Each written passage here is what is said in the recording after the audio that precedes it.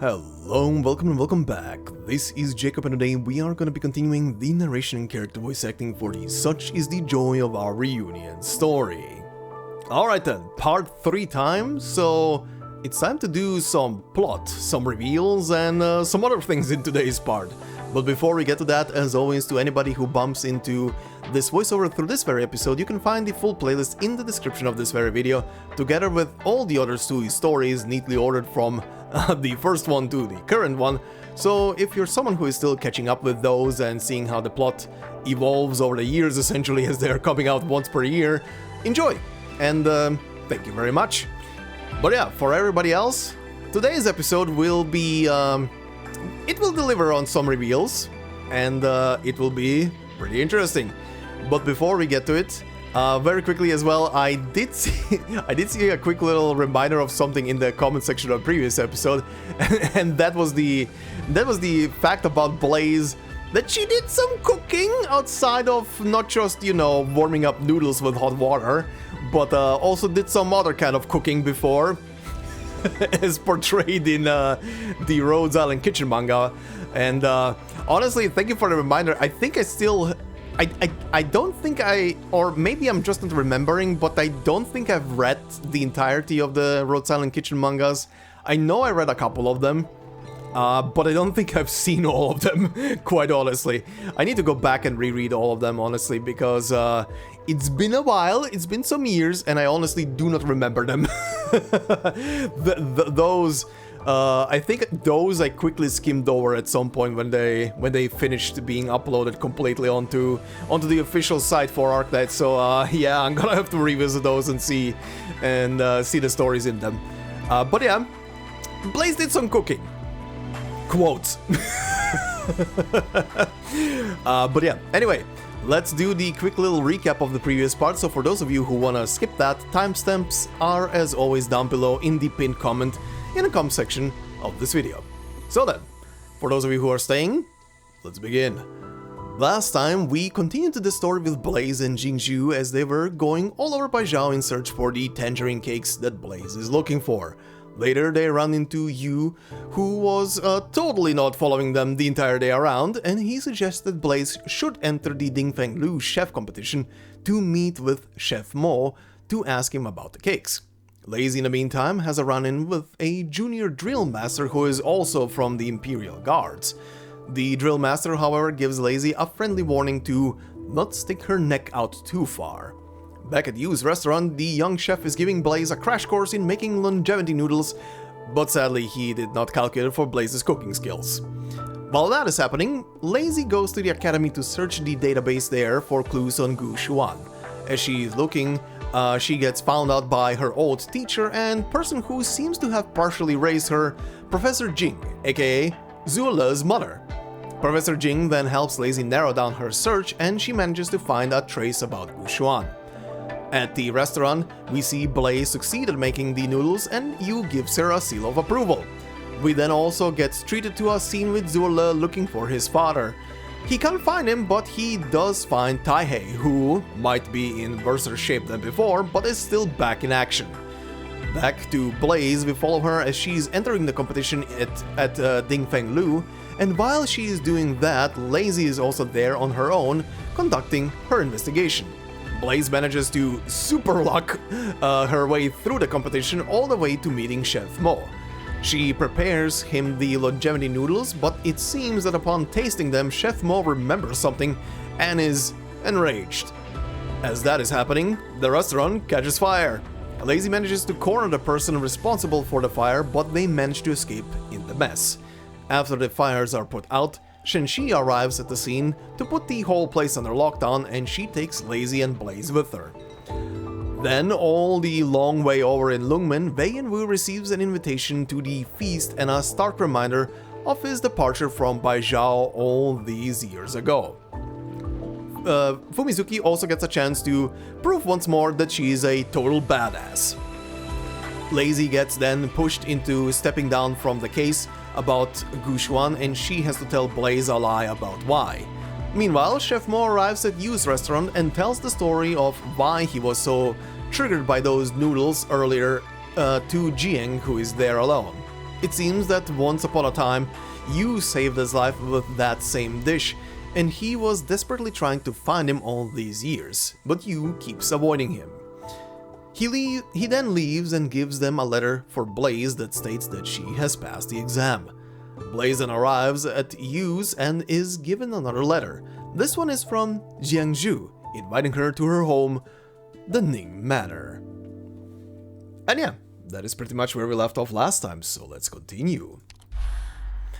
And we will obviously continue today from stage number 6 all the way to the first cutscene on stage number 8. So yeah, visually shorter track than last time, but yeah, it's pretty dense, and let us begin. Stage 6, titled Braised Wax Gourd Cube. Sculpt a winter gourd into the shape of meat. Fill it with vegetarian ham and cover it with velveting sauce. The result looks identical to red braised pork, but it cannot fool the palate. Yum? Anyway.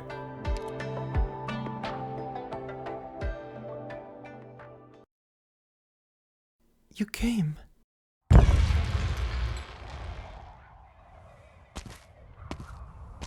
Of course I did. That's what you do when the Nings invite you. I'm sorry, I didn't mean to hide anything from you. I just don't really think it's something I should bring up for no reason. Nothing to apologize for. You've got your troubles. I'm not the kind to give you the stink eye just for being blue-blooded. So, what I call you? Lady of House Ning? My name is Ning Yin. I'm, not actually part of House Ning. I was adopted by grandfather as a child. He always introduced me as a distant relative of the Nings, but I've never met any relative who actually shares blood with me. Do you remember what I told you before? Look, I'm pretty bad at comforting people. No, it's okay. Grandfather's very nice to me, and my background has never caused me any trouble at all. Everyone treats me very well. Your grandpa would be Ning Shu, ex-minister of rights? Yes, perfect, I know. It's, getting chilly. Don't just stand out there. Let's go inside and talk, okay? Sure, I guess.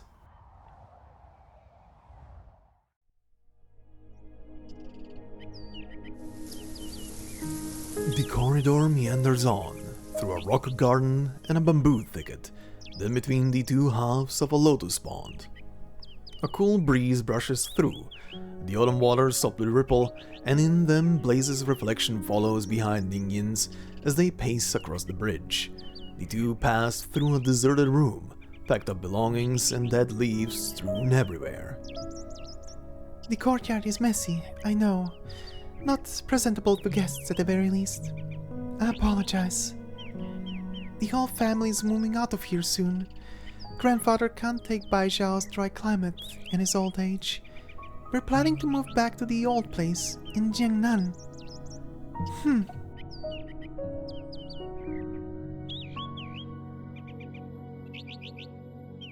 Though Ning Yin's pace is glacial, she can only hurry up once she notices her friend is in no mood to appreciate the scenery. Up ahead. We're almost there.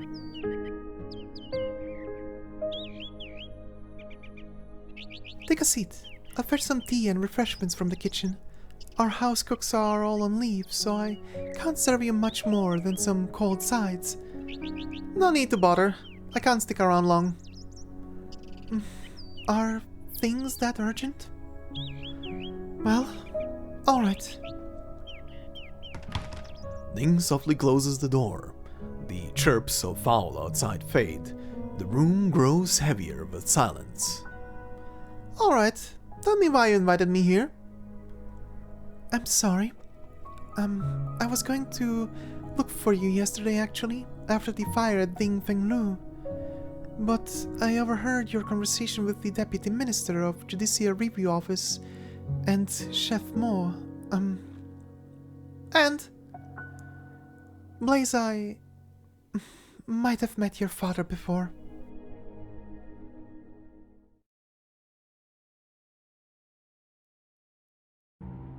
When I was 15 years old, I remember we had a visitor. Grandfather was always busy with work. His apprentices and co-workers were coming and going in the estate. None of my business, by and large.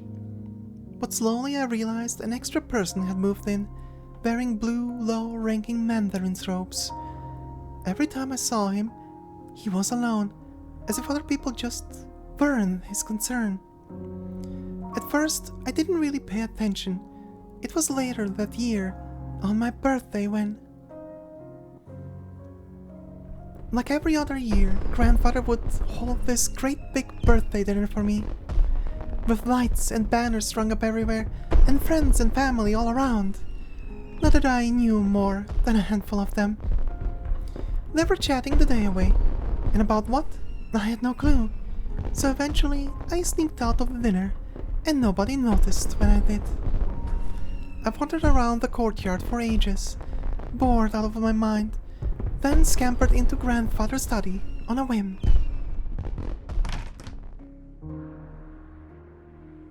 It was in there where I saw the man again. I remember I saw him stuffing his pocket with letter papers and brushes. When he noticed me, his face was drenched with nervousness, and he pulled the brush and paper back out again in a rush. Are you... It's not what it looks like. I needed to finish copying some letters, so I was going to take them home. The High Minister is sending these to very important mandarins, so I was just worried if the paper wasn't good enough. It's okay, it's just brushes and paper. You're welcome to make use of it, sir. Thank you, little lady. What's your name? My name is, Gushuan. I'm a transcriber for your estate. I copy and file the estate correspondence. I'm Ning. Miss Ning. Of course, I know you. Then now we know each other. Sir, I want to read in here for a bit. I won't interrupt you while you work. Is that okay? Of course. Feel free, Miss Ning.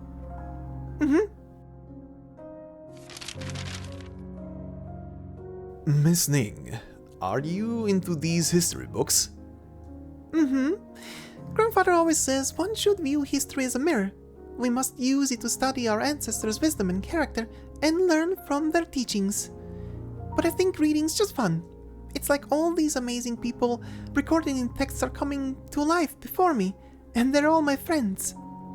I think someday it might be nice to join the Imperial Historical Cabinet as a historian myself. You've got quite a unique outlook, Miss Ning. If you're interested in following the High Minister's family footsteps, I'm sure you do well. You think Grandfather's really cool too, then? Of course. Minister Ning's been helming the Ministry of Rights for decades. He has plenty of deeds to his name. He's the Mandarin everyone loves. Everyone in his family is so cool. My uncle and aunt are always away from Baizao, traveling all over the country. I hear Yan couldn't have set up the meteorological and earthquake systems it has today without them. And Xixia, my little sister, she's even cooler. She's 2 years younger than me, but at the last Baizao Academy study camp, all the professors from the College of Foreign Affairs were praising her. Everyone was teasing her by calling her Little Miss Minister. All the people in my family are going to leave their names in the history books. I love them and respect them a lot. I want to record who they are and everything they do, but I could never become like them. Compared to them, I'm just normal. You know, that reminds me of something my master once said to me. As history has ebbed and flowed, the floods and tides are recorded, yet most are streams that simply trickle on by. But without the babbling brook, how would the waves arise? The waves and brooks don't care about who's greater or who's plainer. Indeed, the vast majority will never get to leave their names in the history annals, but they're not the empty space between the lines. They're the pages themselves. Oh! I'm sorry, I talked your ear off there. Sir, your handwriting is really beautiful. Oh, well, this, it's my only skill, really. I can still remember when the High Minister gave me this transcriber job. I can never write my name properly. Grandfather's gotten on my case about it more times than I can remember. Handwriting is a long road. Just keep at it, and you'll see change eventually. Maybe you could be my calligraphy teacher then? I would never pose as your teacher with my modest brushwork, miss, but, right. I have 2 copybooks here. I copy from them all the time myself. The forms are very regular. It's perfect for beginners. If you don't mind, Miss Ning, you can have these as your birthday present. How did you know my birthday's today? Well, they decorate the estate so brightly this time every year, you see. I've spent long enough here that I've heard. Miss Ning, happy birthday. Thank you. That conversation always stayed with me. I like how he talked and how he saw things. And I don't know why, I can't really say, but he felt so close to me in a way. But after that, I saw him much less around the estate. The next time I got to talk to him, it was years and years later.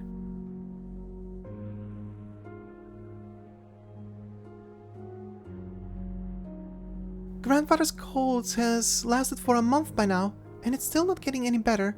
Now it's almost winter. It might only get worse at this rate. We'll be counting on you for the next while, Doctor. The High Minister's malady is mostly from overwork. You can remind me to rest more often, my lady. I will. Oh, I'm sorry. I'm sorry. I apologize for running into you, miss.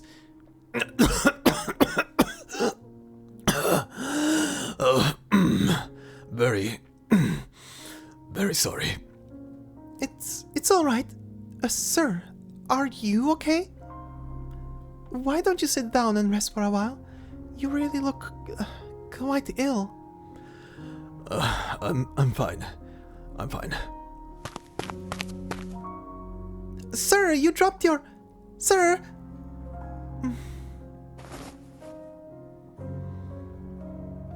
Are these painkillers?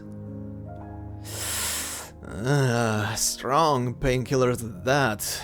Whoever that was, he must be quite badly ill.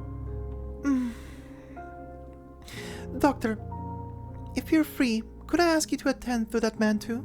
You can bill his medical expenses to me. I was worried about grandfather's condition at the time, and didn't pay that encounter much mind. I was just planning to pay him a visit later at some point, when I had the time. But after that winter, I never saw him again. Doctor, thank you so much for your work. Grandfather's back in perfect health now. Right, about the man I asked you to attend to. Oh, you mean that Gushuan man? He, died. Was it his illness? No, I hear some kind of accident took him while he was on his way to Victoria. But given his health, I can't imagine he'd have lived much longer even then. Truth is, last I met him, his malady had taken root in his vitals. I could hear it in his breathing. I can't imagine how much he was suffering in life. And it's a mystery to me why he'd decide to travel so far while that sick.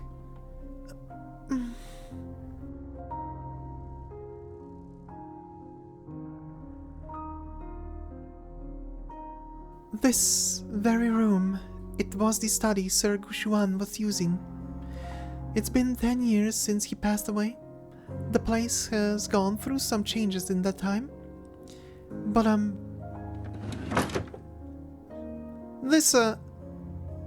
I couldn't tell you why, but I kept hold of this medicine bottle ever since. Blaze, I really am so sorry. No. My dad was nothing like that. I don't think he was ever that fighting fate, but he was never weak. Whenever I was with him, he always had this light in his eyes. How could...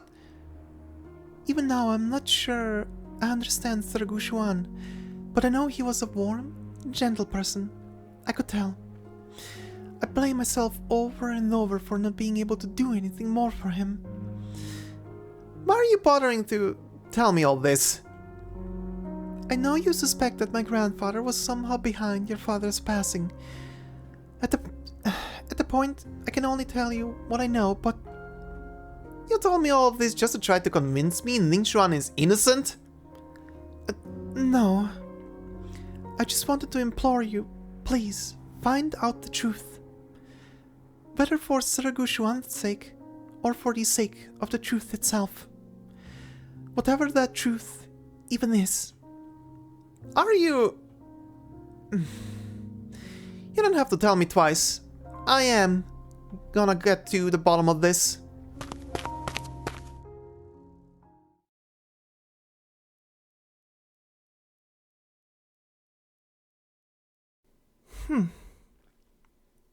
What first struck Lin Jingyan about the Judicial Review Office was the solemn hush. The first time she ever set foot through this courtroom's door, all noise promptly vanished behind her. She remembers Yu Cheng telling her why it was designed so. Silence begets peace, peace begets thought, thought begets results. Shouldn't the Judicial Review Office be drowning in work top to bottom? And yet you've got the office all to yourself, Deputy Minister Lin. Jizhen, what are you here for? Since our routine investigation, there are some issues we'd like to consult you on regarding the Yu Cheng case. Consultation or investigation? Which is it? Deputy Minister Lin, after working together for years, I implicitly trust you on a personal level. But the Department of Discipline and Supervision has a lot riding on this case. We have to go through the motions, Lin, if you'll pardon me. Just ask what you need to. Name? Lin Xingyan. Gender? Female? Let's skip the basic info for now. For the next few questions, you don't need to elaborate on your answer. Just respond yes or no. Are you grilling me? Everything you say from here on will be recorded. I'm worried what you say could fly against you. If you have no further questions, let's begin. Deputy Minister Lin, you passed the Anchi Bureau assessment in childhood and were exceptionally admitted per your outstanding grades, and followed the esteemed Xian Storm Count in learning your Lei Fa. After graduating from the Tianchi Bureaus, you chose to join the Judicial Review Office and soon accompanied then Deputy Minister Yu Cheng in investigating all across the realm. In just a year, from Registrar, you rose several ranks to become the youngest Deputy Minister in the history of Yan. Is this background, as stated, true? Yes. In your third month with the Judicial Review Office, as Registrar, you handed in a whistleblower report to Discipline and Supervision. It accused the Right Assistant Revenue Minister of embezzlement and extortion, and you recovered 10 million in stolen assets. In your fifth month in Chengji, you essentially single-handedly shone light on the local academy's examination fraud. Over 100 mandarins were implicated in this, the highest of which was second rank. All were eventually rounded up.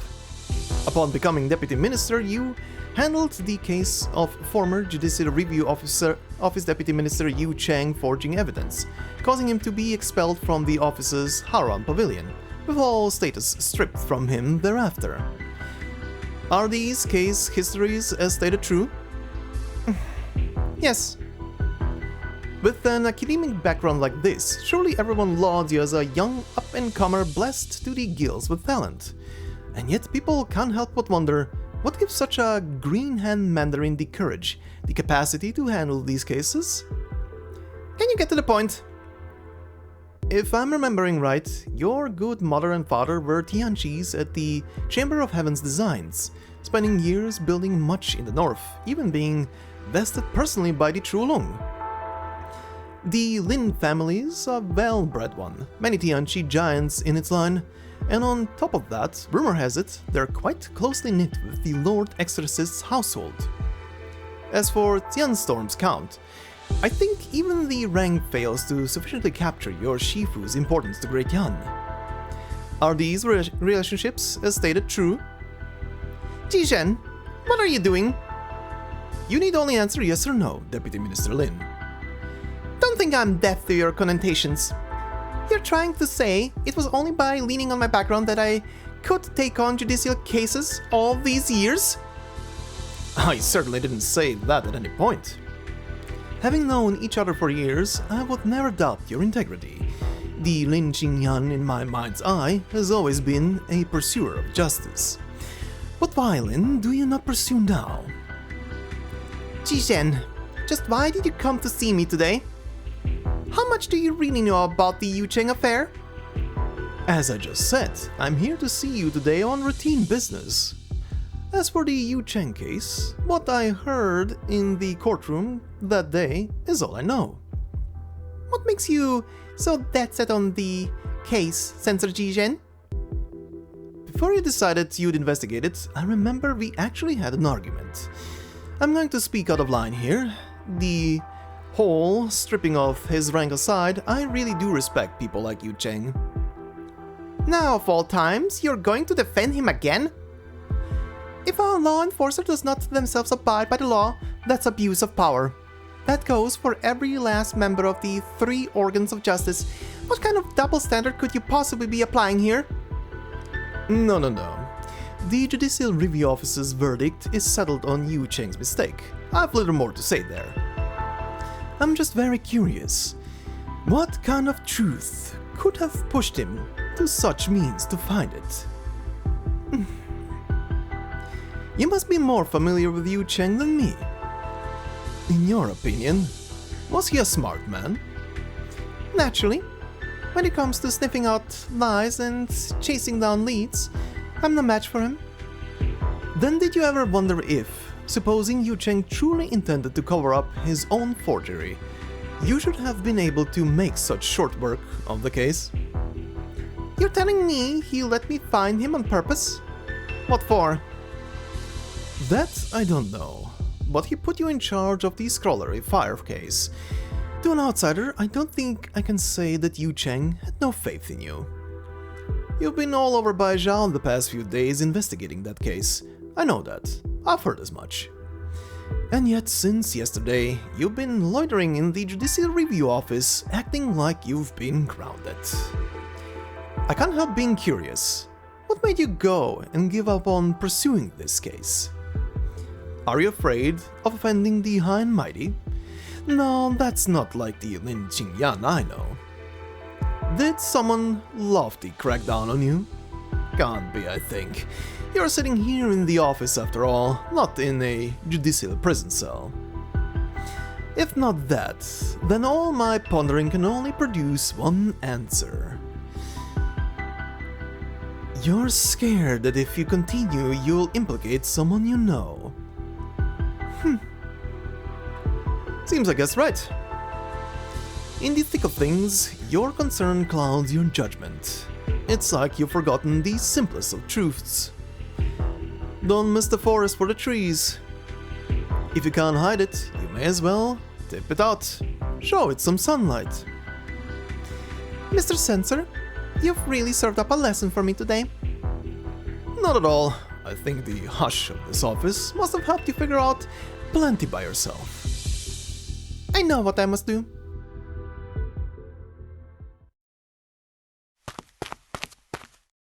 Madam, I went to ask Deputy Minister Lin if she wanted anything to eat, since I saw she hadn't left the office all day, but she, When did she go missing? I don't know. Nobody's seen her out at all,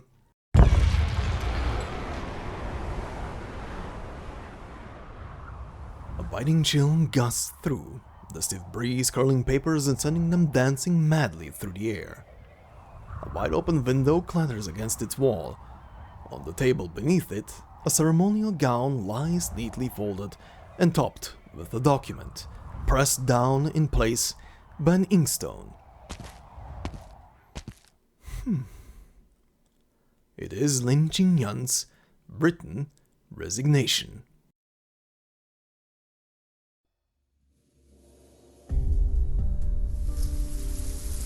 Watching as Blaze vanishes far into the distance, Ning Yin clutches the door knocker. The vague dark point vanishes over the crest of the path, but her stare remains fixed there, lingering for the longest time. What are you spacing out at the door for? Grandfather.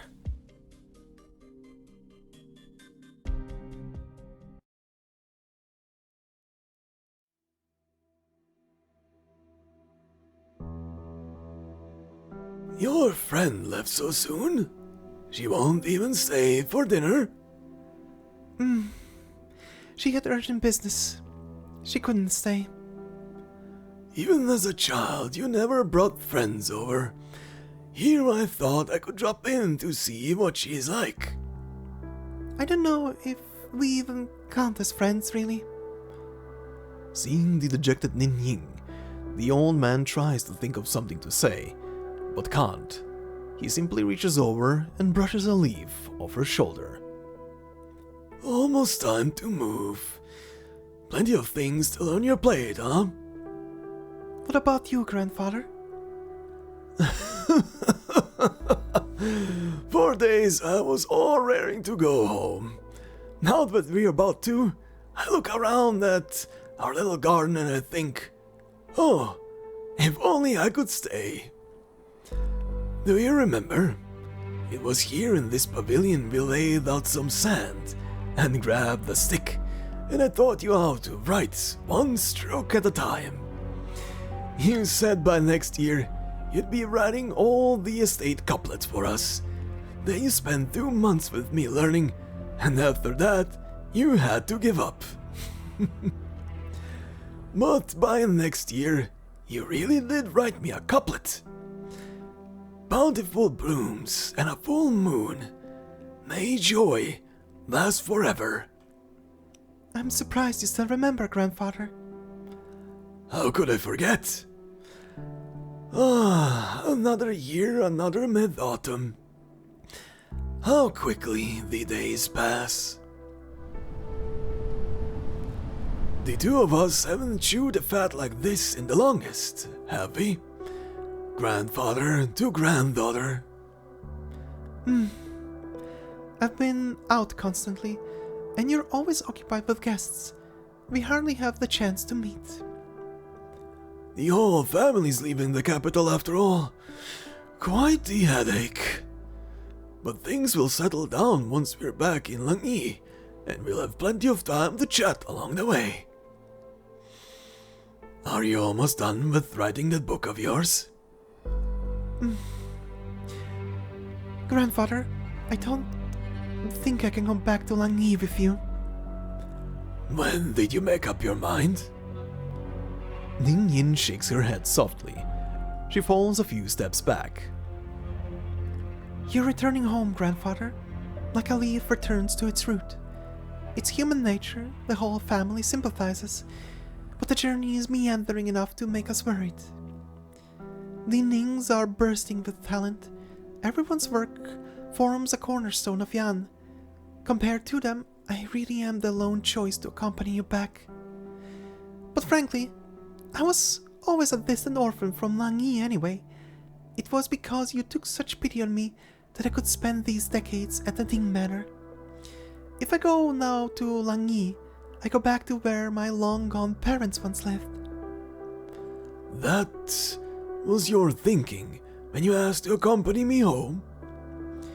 Grandfather, that was my thinking. It all seemed to fall into place. I almost managed to convince myself. But I've spent the last few days on a farewell tour of sorts around Baizao streets, so I can finish up the Baizao cuisine and food culture somehow. And I realized all my memories are of this city. I can clearly recall what year we planted that persimmon tree in the courtyard and when its fruits make for the best wine. And every restaurant of every road and alley, and what their chefs are like, and how many different ways you can cook each dish. All of a sudden, it hit me that this very city, more so than Ning Manor, feels like my home. That's on me. That's on me for not asking you how you feel. It's been nothing but me this whole time. Grandfather, you're my one and only family. You've always been since I was little. I really did want to go back home with you at first, but the reason I'm set on staying in Baizao now is you as well, Grandfather. Is it? Mm-hmm. When I first joined the Imperial Historical Cabinet to compile annals, there was one thing I could never puzzle out. At some specific point in Yan's millennia of history, out of nowhere, the written word proliferated and education became for all. Even the earliest of the tablets we were studying only went back to that period. So I thought, in that period, someone must have pushed for those changes, but I flipped through practically all the material we had, and I couldn't find a single clue. I had this strange feeling that, there in Yan's history, one person seemed to be missing.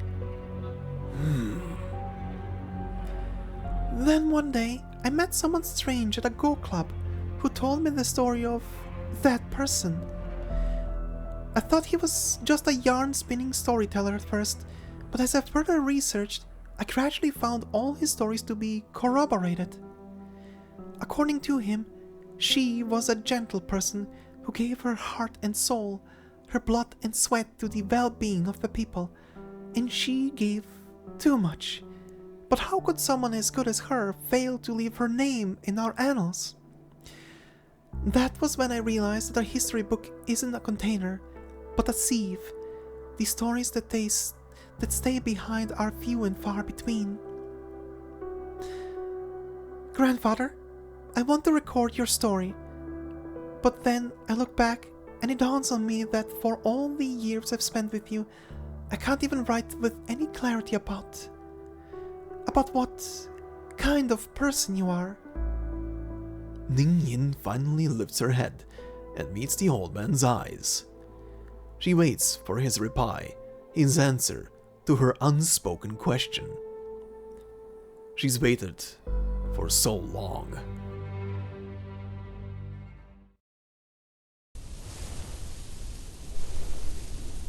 Who goes there? Who goes where? Thought I heard something. It's all the bizarre cases these days. Makes me feel like someone's going to barge in any moment and wreak havoc. This is the Judicial Review Office. What kind of miscreant would break in here? Quit jumping at ghosts. Guard duty's almost over and then we can clock out and head home.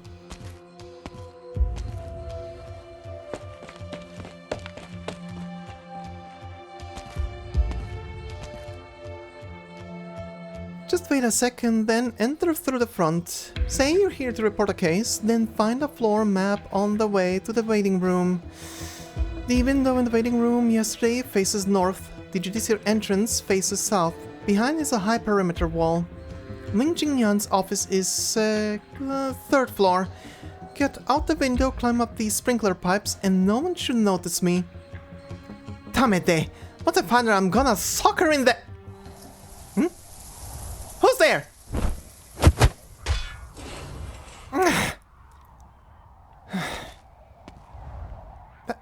Ling Jingyan? Blaze? What are you here for? What am I here for? I'm here to get you back. Where'd your old court uniform go? I resigned. Then went back to the restaurant, couldn't find you, and worried you might be up to something stupid, and so thank you for confirming that fear. Now let's find somewhere else to talk.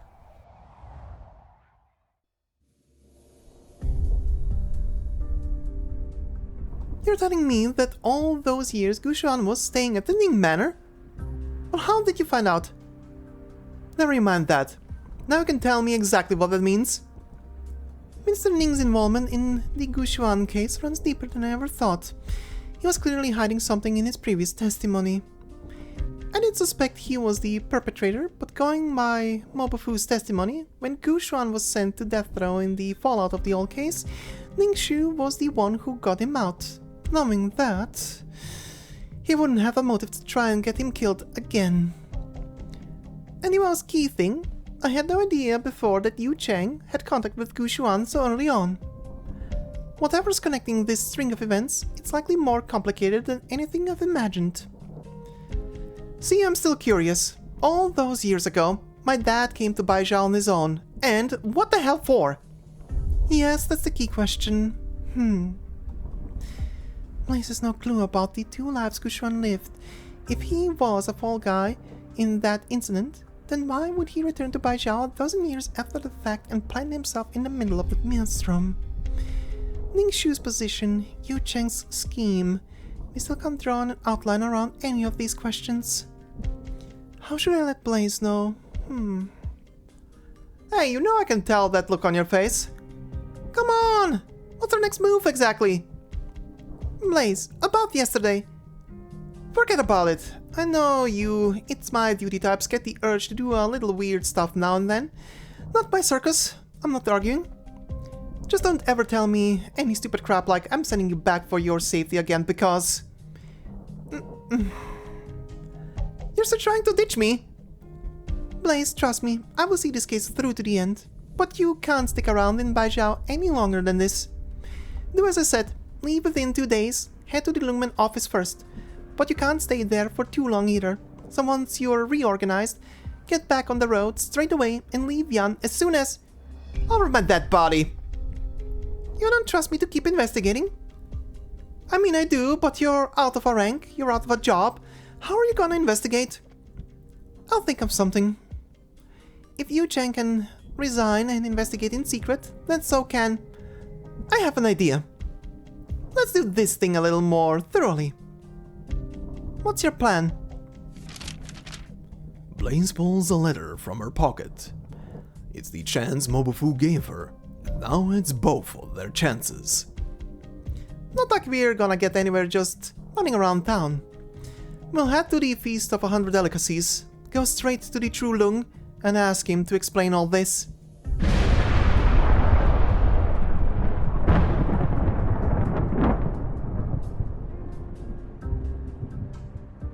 Your Imperial Majesty, the Ministry of Rights has drafted the official list of attendees for the Feast of 100 Delicacies. To mark the occasion, Victoria, Leithanian, Laterano and other such nations have sent us their envoys with letters of celebration for your Imperial Majesty's perusal.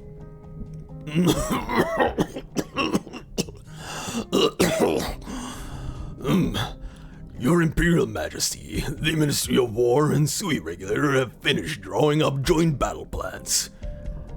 Also for your Majesty's perusal. The Ministry of Revenue was not consulted on this battle's drain on labor and fiscal resources, nor on the post-war reparations. How were these battle plans drafted? I know you and the Ministry of Revenue are both very busy. The Ministry of War simply went to some small pains working out the manpower, the funding, the ration, and even the Ministry of Engineering's post-war repair expenses.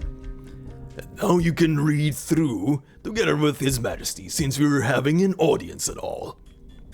Logistics are calculable, but how many of Yan's people will bleed in this war? Is that a bill you can work out so easily? So the Grand Tutor means to say, if you can't work it out, then no need to try.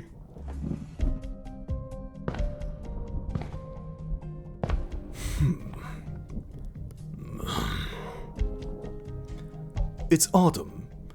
How are the harvests in the north? The Huang has resumed production ASAP following the disaster. Our harvest this year is more or less on par with previous years. In that case, what about next year? Your Imperial Majesty, a life measured in years, yet the stress feels ancient. We're running out of time. This involves the livelihoods of all Yan's people. I ask that your Imperial Majesty reconsider. Grand Tutor, the ministries have long discussed everything worth discussing. It's about time we made up our minds. His Majesty's decree is made.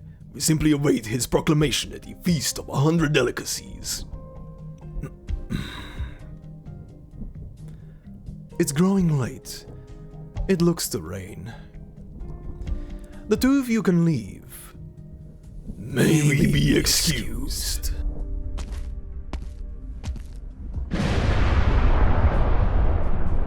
The man behind the curtain lifts his gaze. In this desolate palace, 3 banquet seats lay set out in a row to his side, and one of them is truly showing its age. Faintly, a sigh.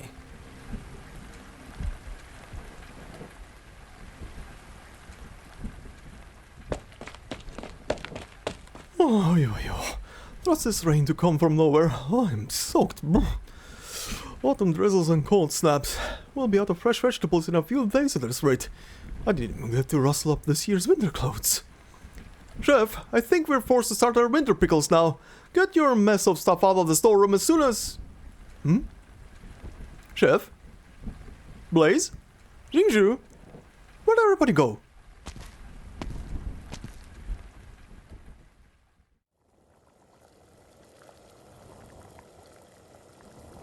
The ever-lively kitchen is presently deserted, and all cookware tidied away.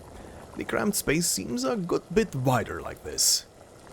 The only presence is a pot of soup boiling on the stove.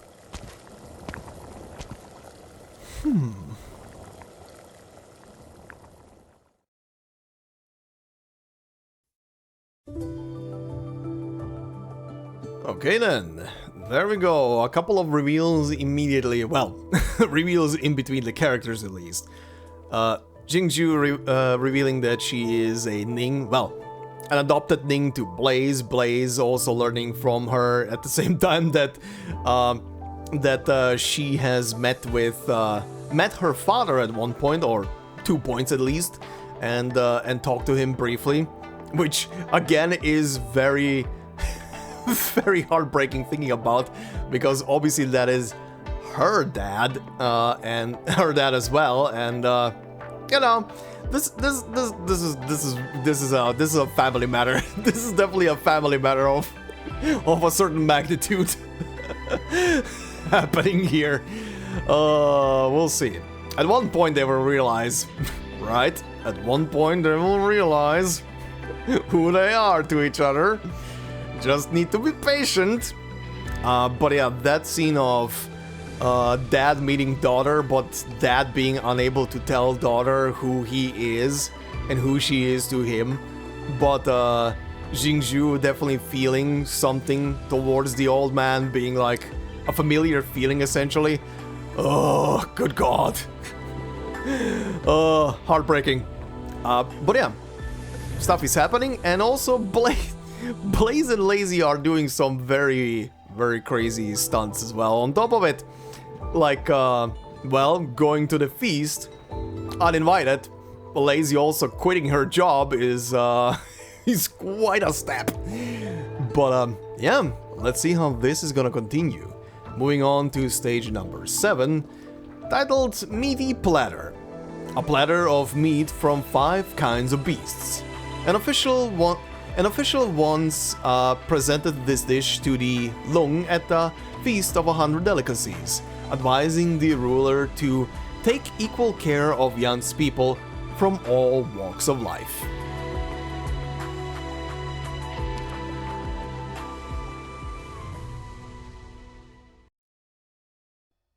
Flashback. You sure are lucky. all my years at the Judicial Review Office, and you are the first I have seen who has the chance to get out of this damn prison alive. I myself never expected it to turn out this way. That's what's wrong with all your clerical types. Always living for the day, never thinking about the consequences. All that time spent researching, all those years of blood, sweat and tears, all for a dish at the feast and one very angry lung. You caused quite a ruckus and ended up in here. Are you happy? It is as you say. But my deeds were loyal and just. This I know. My conscience is clear. Those who peer into fin ponds to find omens will see omens. So, what comes next in your plans? The order to transfer has already been issued. I will be joining the diplomatic mission to Victoria in 3 days. After all that happened, I can no longer stay in Baizao. These arrangements are the fruit of Minister Ning's efforts. Victoria? How are you supposed to get to Victoria with a body like yours? To be favored with a pardon is all I need ask for. Besides, I can consider going to Victoria, returning home. Can you really? I remember you saying your wife and child already passed away, no? Yes, it has been many years since that day. Even if I did believe you, do you think other people will? If you can remember things that happened back then, so can others. Do you know how many eyes will be watching you when you return? What am I to do? Please, speak plainly. Lend me your life, my friend. That unvarnished truth you crave, I will give it to you.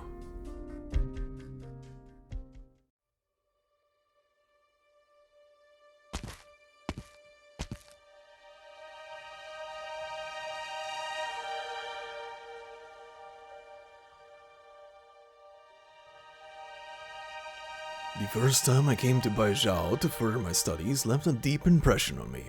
Skyscrapers that blotted out the heavens, an unending sea of brilliant lights. And in the center of all those lights was the Forbidden City. 1,000 feet it teetered, its lofty heights unseen from the ground. My teacher said this was where every policy was decided, where every decree was handed down, each one affecting the lives of untold commoners, a duty heavier than mountains. And thus it is here that every student can put to use all they have learned, to serve the lands and the people.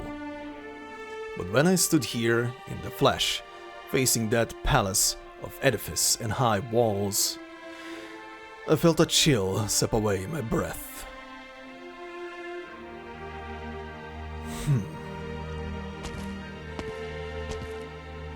You arrived early, Mr. Liang. Miss Ning? You seem surprised. Do you not wish to see me? Hardly. I simply had not heard you would also be attending the feast of 100 Delicacies, Miss Ning. Mr. Ning is ill, so for this year's feast, the Ministry of Rights had no choice but to send me to attend in his stead. It was a rather last-minute decision, so I did not have time to tell you, my lord. I suppose that leaves us equals in silence, since it seems you never planned to tell me you were attending either. I am merely here as part of my work. I do not wish to bother you, Miss Ning. I'm suddenly reminded of how, aside from Shangshu, we have not met for the better part of a year. Several of my letters to you during that time received no answer.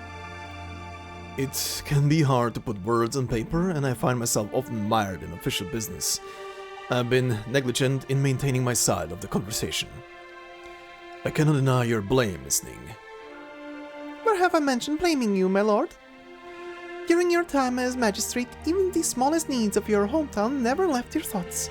Now, with expanded duties, the concerns have only increased. But for some reason, after only 6 short months, I feel as though we have become estranged. As if there are some things we cannot say to the other. Putting that aside for the moment, this is the first time you're attending the feast, yes?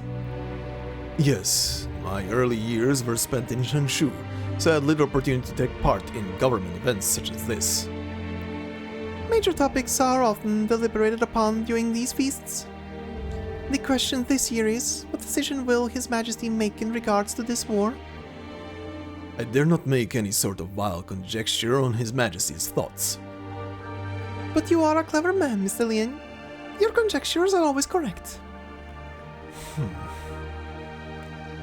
You did in fact have something on your mind the other day, and you wanted to discuss it with grandfather, did you not? I dare not lie to you, Miss Ning.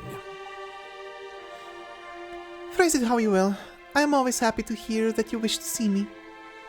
But I am afraid that for you I have never been someone to be trusted or to entrust things with. I believe there may have been a misunderstanding, Miss Ning. I do not mean to blame you. Who among us did not detest the murky secrets of the bureaucracy when these red robes were first draped over us? But now we must navigate all this wheeling and dealing, like it or not. I may not be close to the center of the court, but there is one thing even I know. It is difficult to speak the truth, and even more difficult to make others believe you are speaking the truth. Once you enter the palace walls, the words sincerity mean less than nothing. But all I have ever shown you is sincerity, Miss Ning. No matter what may come, I have always hoped you would remember. We should take our seats now, Mr. Liang. Let us head inside.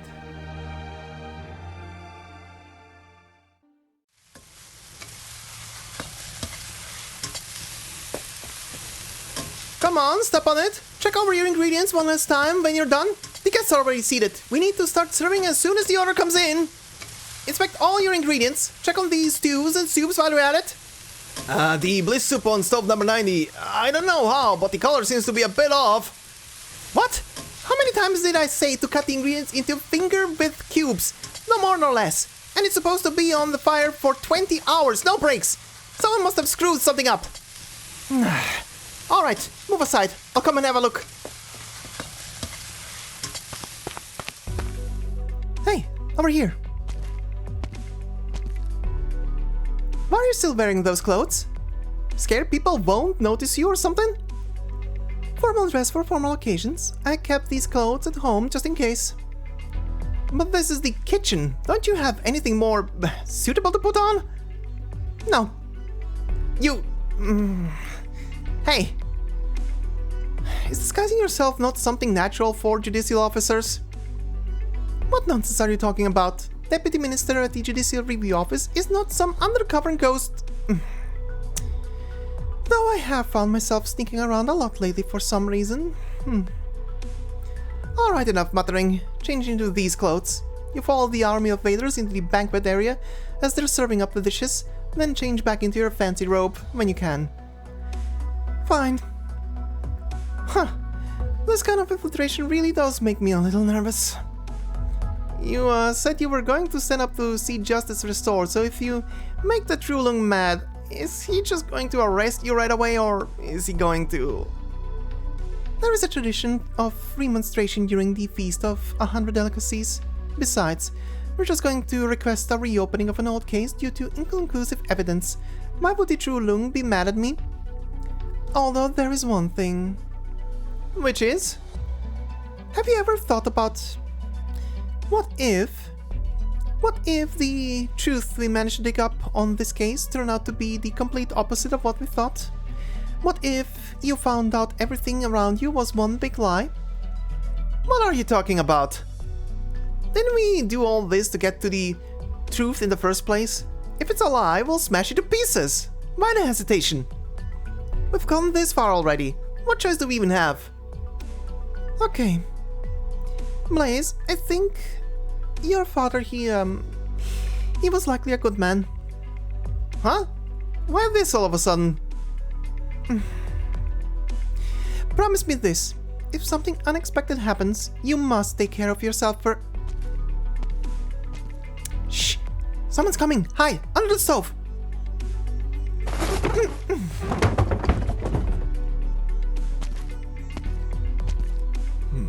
Is everything ready? Ready, chef. These longevity noodles you are in charge of may be simple, but they are still vital for the feast. Make no mistake while preparing them. Understood. Although I do not know why your Shifu did not wish to come to the feast, I believe he had his reasons to choose you. Once the feast is over, I will give you the opportunity to take on my mantle. Me? Not happy to hear that. There are a lot of chefs who would pinch themselves awake if they were told they were going to be your apprentice. But I don't understand.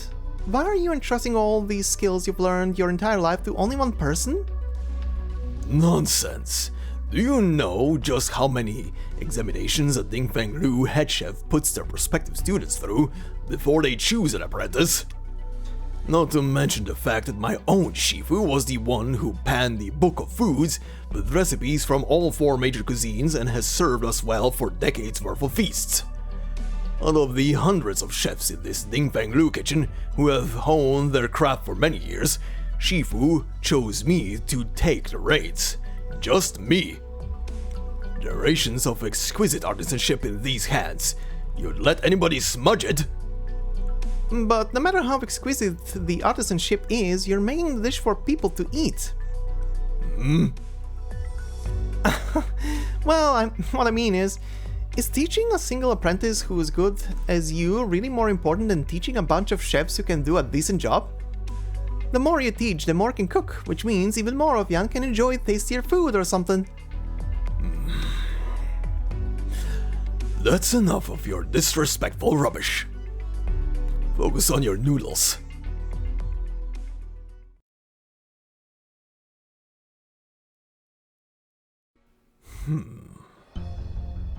Have the preparations been made? Human has entered the highest state of alert, and the city defenses are all in position. The citizens have been evacuated, leaving 20,000 soldiers and 3,000 Tianqis able to take to the field at any time. They await your orders. Okay.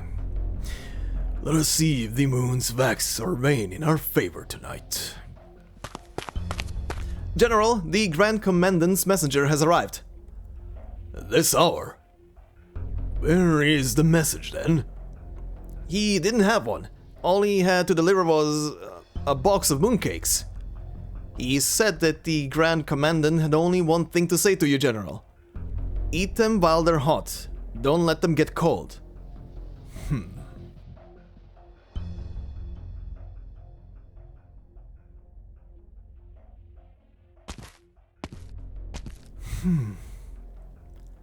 You received my notice, Lord Zuo. It has been a while. Are you faring well? No need to be so tense. This pawn shop has long since closed its doors. None will be bothering us. Why meet me alone? Shouldn't I be asking you that, Lord Zuo? What do you mean?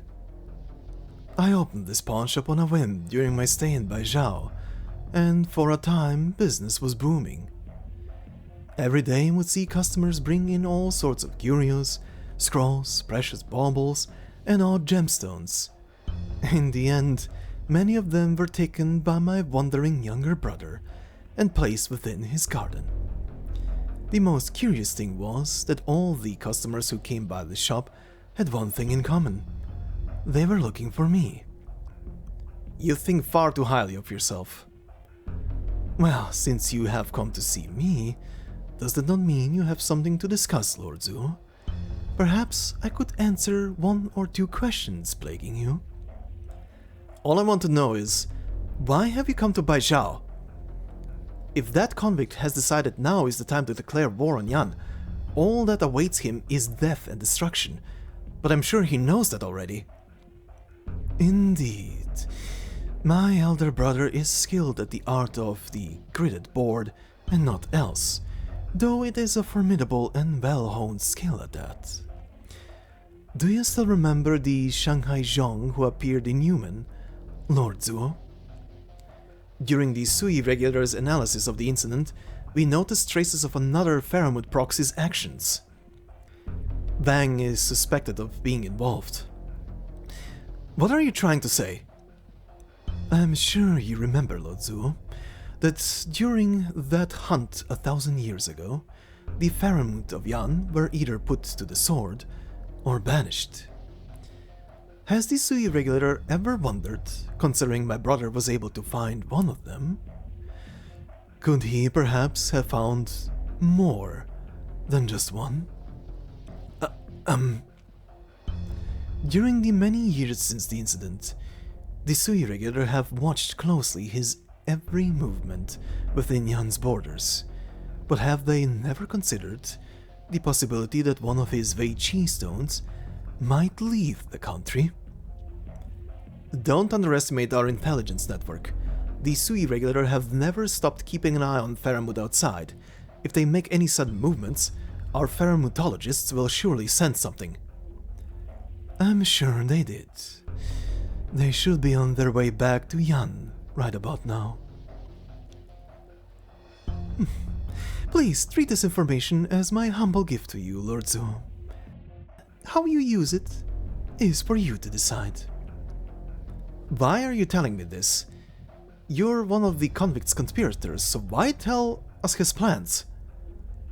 In truth, though I am indeed in collaboration with my brother, our hearts are not as one.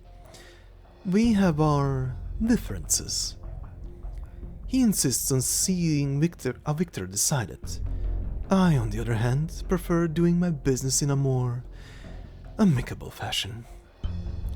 As for why I chose you, Lord Zuo, I feel like we are kindred spirits. What? I profess I have some skill in reading people. My intuition tells me we will have the opportunity to do business once again in the future. It is possible that the fate of us siblings will lie in your hands, Lord Zuo. To be able to chat with you on this festive day, even but for a moment, is destiny at work. I hope that in the future you can see me as a man you can discuss things with.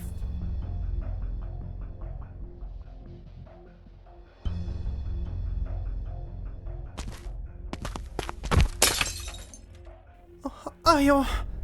What's wrong? Sorry, my hand just cramped. Couldn't hold it steady. You seriously? Ugh. Sorry, I'll go back to the kitchen and get a new one. Do it quick. The mandarins are all seated already. Once the true Long arrives, the banquet will start.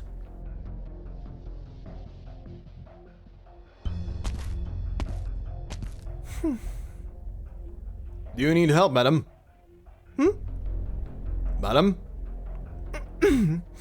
I'm here for the Feast of 100 Delicacies. All the mandarins should already be seated. May I ask why, Forgive me, I was delayed on the road here. I will head in right away. Please wait a moment. Madam, please show me your invitation to the feast. Why? Is me standing here not invitation enough? A routine inspection, I beg your pardon, madam. My lady, you dropped something of yours.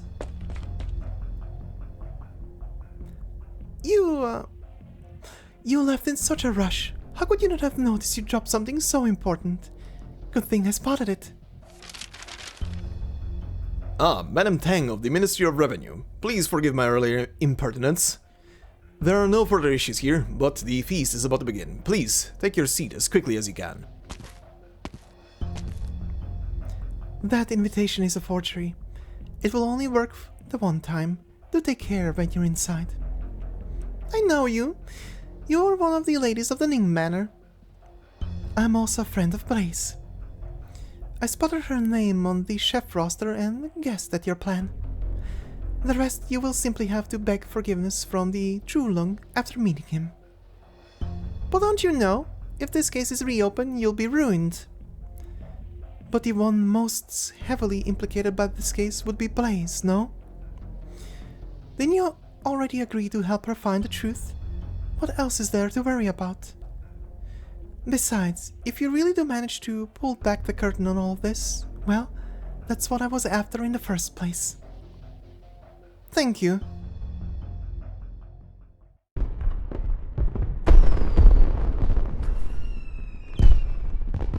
Despite all my years as a Mandarin, I rarely set foot in the Forbidden City.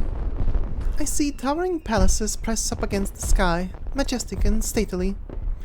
I see a banquet of incomparable bounty, each and every seat filled. The lamps are as bright as day, even as the moonlight envelops them. But what I cannot see is who hid away these names, who does not want to see the truth come to light. I suddenly recall the words. Will you be able to handle the truth?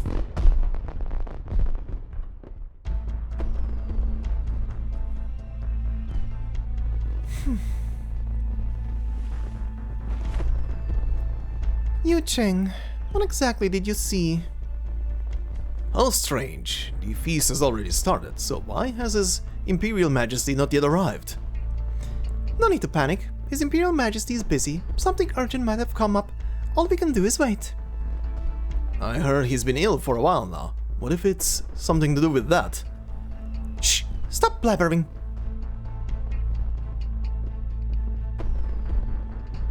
Preposterous! Simply preposterous! Don't you know where we are? What right have you to obstruct the court, Mandarin? What's all this noise about? This man says he's Assistant Minister Tang Jian of the Ministry of Revenue, but we've already checked and every seat under the Ministry of Revenue is already accounted for. I am Tang Jian! None of this he says rubbish! Look, do you see this seal in my hand? Whose name is on it?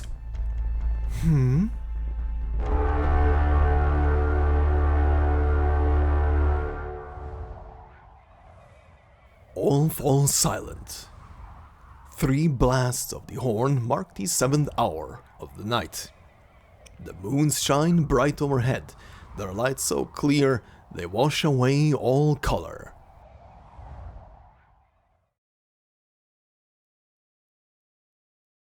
All rise! One by one, the Mandarins stand, looking towards the center of the feast with bated breath, waiting for the one meant to be seated at the head of the table. I have something to report, Your Majesty.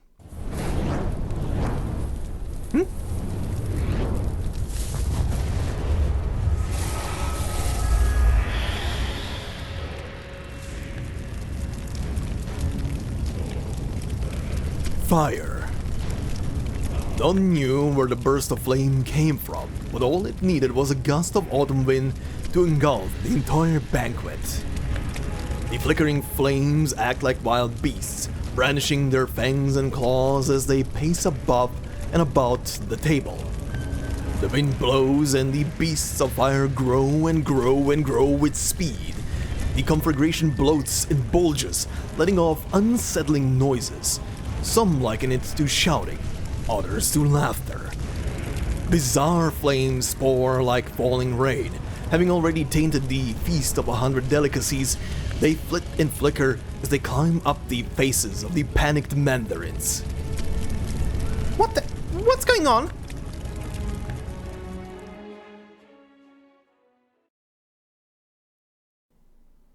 Fire! Fire!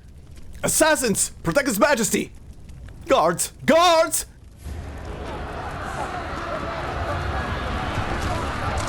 Put out that fire! Lock the dining area down! Take care! The source of this fire. Everyone, stay away from the wine in the cups! A fire that does not burn hot. Who did this? And what are they up to?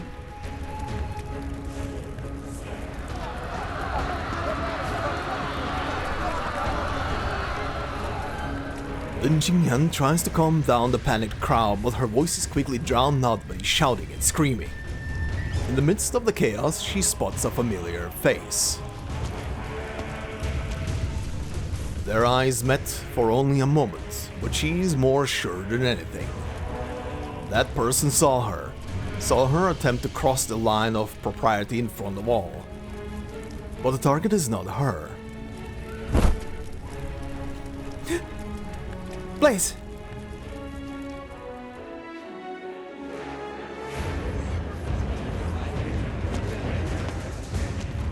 What's going on? What's with all this ruckus? This is bad. I heard some kind of demonic fire broke out at the banquet. No idea how it happened. The guards have the dining area surrounded. No idea what's going on inside or if His Majesty is hurt. They're talking about cutting the feast short.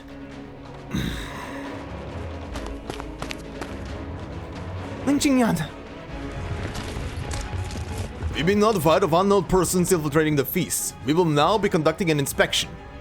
I ask that everyone stay where they are and not move. Please cooperate. Damn it! What the hell happened over where Lazy is? This is bad. I can't leave her to fend for herself. I need to go take a look. You there! Stop moving! What do I do? What do I do? I can't get in a fight here. No time to think, damn it!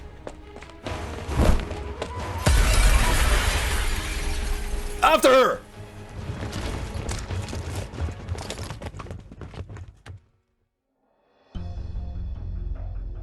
First Battalion, 5th Battalion, seal off the southern entrance. 7th and 9th, close the northern gate. Everyone else, sweep the palace from south to north. If you find anyone suspicious, arrest them immediately. Our intel says there are at least 2 culprits working together to ruin the feast, so take care.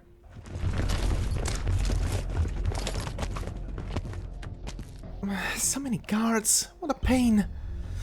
What kind of trouble did you manage to get yourself into here, Lazy? Sounds like you haven't gotten caught yet, at least. So where the hell are you? This place is way too big. Why are you here? Shh. I thought you two just wanted to ask His Majesty to reopen the case. How did it come to this?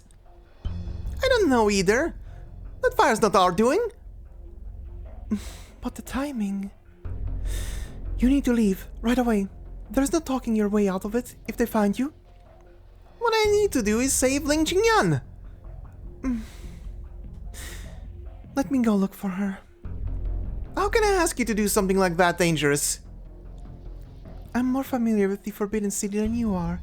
Even if I did get caught, I'll have some leeway to explain myself. Don't worry, I'll find her. But... You still don't trust me. What? Still angry at me? Of course not! Head to the southern exit before the guards seal it off. We'll meet up at that restaurant once we're all out of here. Okay. You take care too. Wait. Did these soldiers manage to get a good look at you? Yeah, I think so. That's not good. Oh, I know.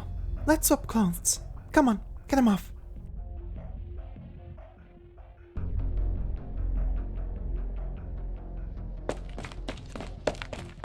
I saw someone running away up ahead! Over there!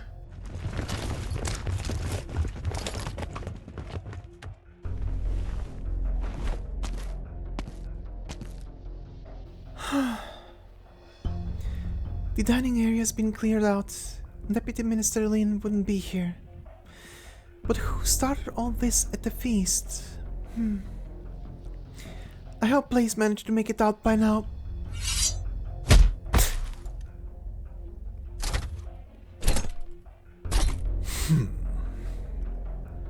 Why is she here? These two. Is this fate at work?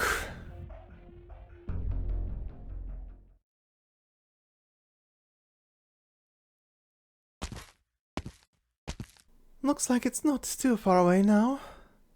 Wonder how things are going on over on their side.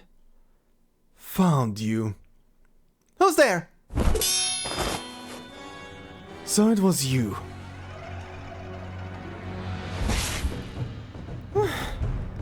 Damn! That's one hell of a sword! You're not dressed like your average soldier.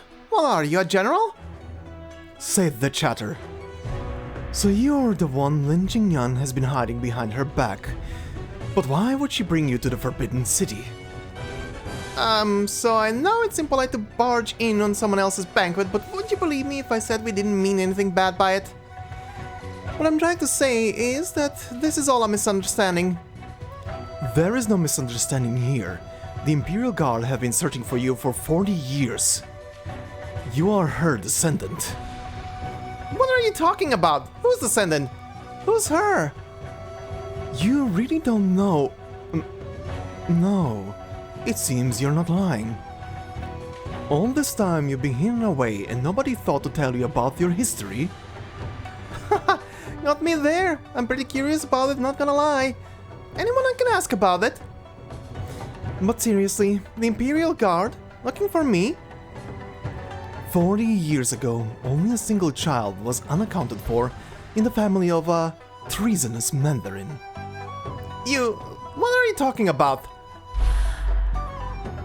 Blaze, I need to confirm something. You were born in 1062 in Victoria, right? Yes, from as far back as I can remember, I lived in Victoria. Your father seemed to have been spending a lot of time pursuing a certain truth in the last few years of his life. What if you found that everything around you was one big lie? What? You're talking nonsense! Bijouy!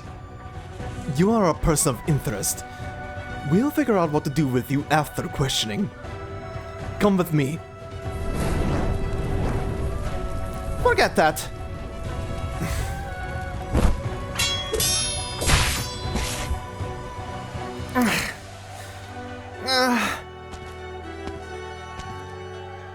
You're no weakling, it seems. I might not be able to take you in without hurting you. If you don't wish to be harmed, then surrender immediately. I'm not in the mood for jokes right now.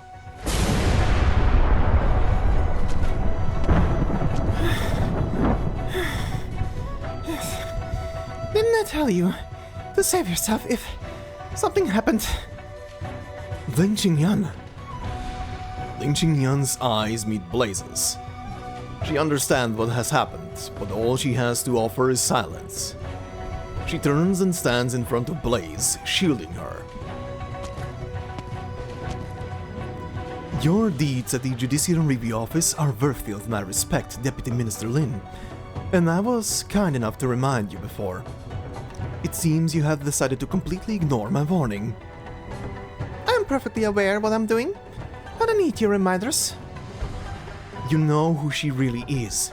Yet to go so far as to protect the descendant of a treacherous Mandarin. Why? For the truth. The truth you are all too afraid to talk about. Ling Jingyan! What are you two talking about? What do you mean I'm the descendant of a traitor? My dad, who is he? Why did he die? Forgive me, I was planning to tell you everything after tonight. But it seems now is not a good time. I will make it up to you later, however you like, provided we make it out of here alive, that is. She will be coming with me tonight. As long as I am here, she will not. Forget that. You will need 3 of you to simply obstruct me. Ling Jingyan! Go already!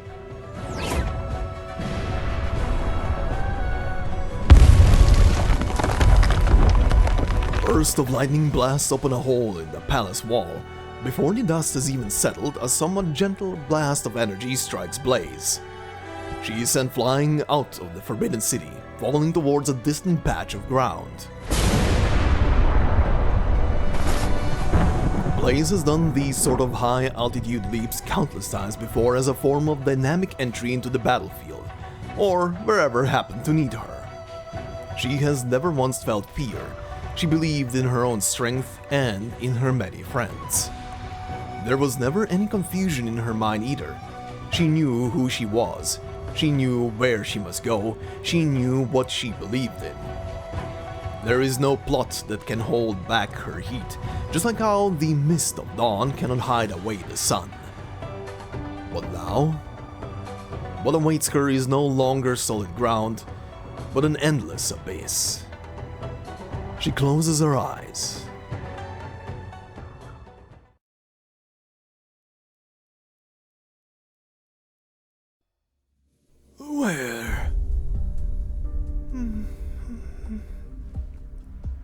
Ning lies on the bed, her breathing faint. The crutch in the old man's hand shudders, and he nearly falls over. After having seen so many things across so many years, he thought nothing more in this world could shock him. His lips open and close, yet try as he might, he can make no sound. Until someone in the shadows begins to speak first. She yet lives. It's you. Stay your steps, Mr. Ning. Come no closer. You never saw me tonight, and she never left the house. But why? She intruded upon the feast of 100 Delicacies. She was with that girl when I discovered her. If she had run into anyone else, she would not still be alive. Impossible. 40 years. I can't believe it's you again. 40 years ago, you left her here. Now you save her life once more. Save her from a terrible fate. Fate. This must be fate. There is no escaping it. There never was. I did not leave her here for her sake. It was you who saved her, Mr. Ning. You once swore an oath to never let anyone know the truth of this case in exchange for her name, but it seems you're now wavering when it comes to past vows. The true Lung will know tonight's events. The choice is yours, Mr. Ning. A gust of wind, and it was like nobody was even there. The old man stands in stunned silence. His daze is interrupted as he hears a sound coming from outside the courtyard walls. A sound like roaring, like weeping, like admonishment. I must be going mad. It's autumn. Why do I hear cicadas?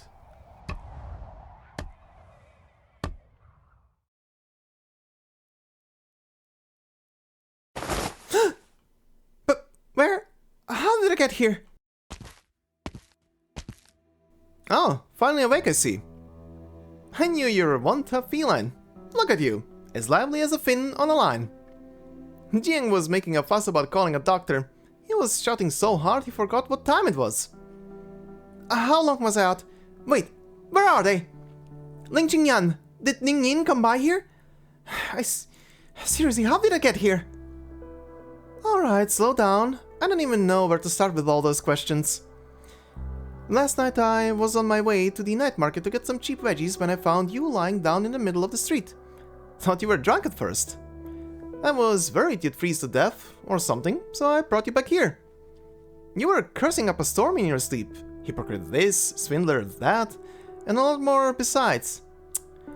I don't know where you managed to learn such creative Yanese. The Ning Yin you mentioned, and whoever this Ling Qingyan is, never seen them before, so I don't know if they were here. I need to go find them. Whoa, whoa, whoa! Where are you going? The Forbidden City. I just saw a whole bunch of guards patrolling around there. You think you can still get in? I don't care. I have to go. Who do you think you're going to find after having lost yourself like that? You... What are you talking about? Just speaking the truth here. You lost yourself, yeah? You don't know where yourself has gone, where it's wandered off to. You hear a few words from someone else, and wouldn't you know it, you barely even know your own name, much less who you are. Such absurdity. A tangerine seed is blown from Jiangnan to Jiangbei, where it takes root and yields fine fruit. Won't let the seed grow so well wasn't Jiangnan or Jiangbei, but decades worth of rain and sun. It's ultimately the same fruit. Jiangnan and Jiangbei might not be the same place, But an orange is an orange. Doesn't matter where you eat it. All things begin, all things end. There is the outer truth and the inner truth. Once you figure that out, then you can get back to asking your questions. Do you know something about all this? What do you know? Tell me! What do I know? I'm a chef. All I know is how to season my ingredients, how to boil stuff, stir-fry stuff, regular fry stuff. Oh, right.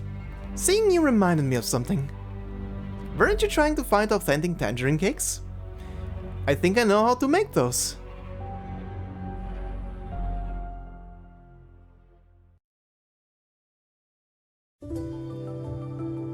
So then, quite the tumultuous part. A lot of stuff happening.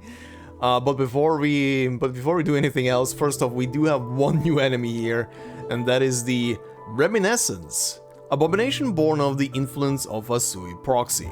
Originally a common water pot, it was not discarded even after its original purpose had become obsolete, being passed down through the family as a storage pot. Reach inside and one can often find trinkets thought lost. Very nice, especially when it kidnaps one of these and carries it over to its own cooking stove. But anyway, yeah, quite a lot of reveals, and especially towards Blaze at this point, that her mother was the preceptor who was accused of treason, and she just got presented that up into her face, and now is definitely as seen in a bit of a state of wavering and not really knowing what to think about herself and everything anymore. Time for the shonen plot to kick in and she finds her footing, right? At some point. But anyway, very interesting stuff. The infiltration into the whole feast was going very smoothly. Right? Very smoothly. I love how lazy literally jumped in front of everybody there, while the Trulung wasn't even there. I wonder where the heck was she even standing when she jumped in, that she didn't even notice that the guy wasn't even present yet. She just jumped in and was like, "Hey, you! I have a question!" And then immediately all hell went tits up. Like, what the hell? Interesting fire as well. Not really gonna... there isn't a revelation yet to who caused the fire, but considering how it looked and where it came from, I mean, the biggest speculation right now is it's probably you doing it, but the story hasn't told us yet, and I can at least say it will not tell us for now. We'll see probably about that in the final part of this series. But for now, we'll see. We'll see where this goes. But yeah, stuff happened, revelations for characters happened, and also we do get a very interesting revelation here about who it was who brought young Jingzhu back to the Ning family, and that was that giant guy. By the way, I need a full... There's probably gonna be a full reveal later down the line of him, but I need a full reveal of how his armor fully looks, cause that guy looks awesome. So yeah, that is probably an Imperial Guard in full dark steel armor. I mean, considering the shield that he's wielding and the massive ass sword, yeah, that is definitely a elite guard. Oh god, they're beefy. I do wonder what is gonna be the reveal of why this guy has, well, essentially done what he's done. Why did he save her? I guess that is the question right now, right? Why did he save her? But we'll have to wait for the story to tell us. For now, we move to our final part for today, the beginning of stage number 8, titled Golden Rice Crust. Golden Rice Crisp covers the plate. Crack open to reveal the dish beneath.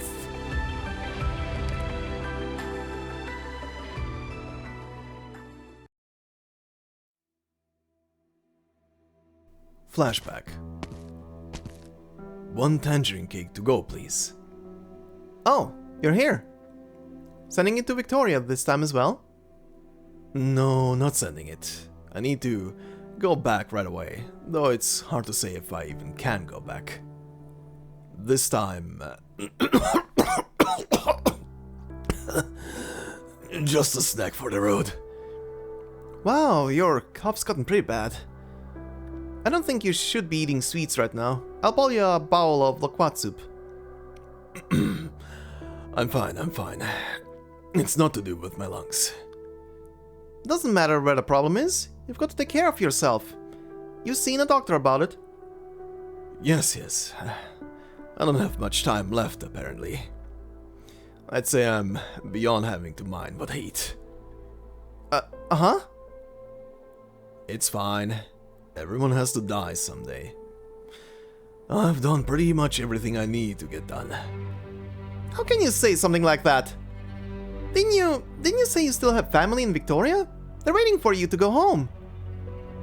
Yes, I held out to hope that I could see them again, but it seems, that won't be happening.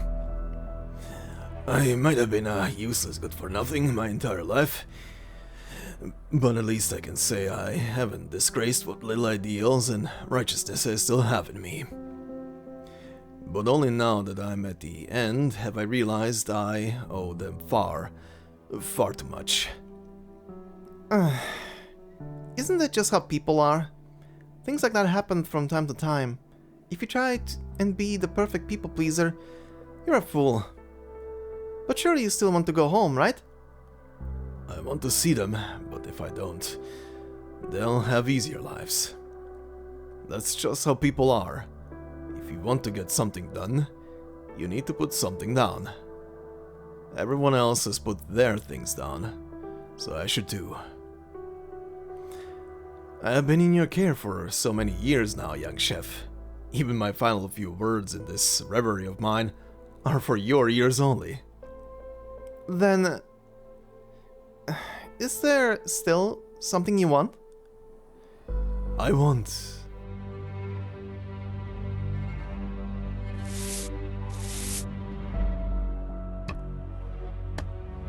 You need to pay more attention. Look at this spot you swept. It's still covered in ash. Make sure not to miss any corners either. Anything dirty has to be cleaned. We are moving out soon, and we cannot leave behind any trouble for the house's next owner. It is very late, Mr. Ning. Where are you headed off to? Oh, don't mind me. Just going out for a walk. Mr. Ning's been acting really odd lately. Why is he spending his Mid-Autumn Festival watching us clean the house instead of gazing at the moon? That's enough questions out of you. Focus on your sweeping. With such brilliant moonlight tonight, we should give it a pristine spot to land on.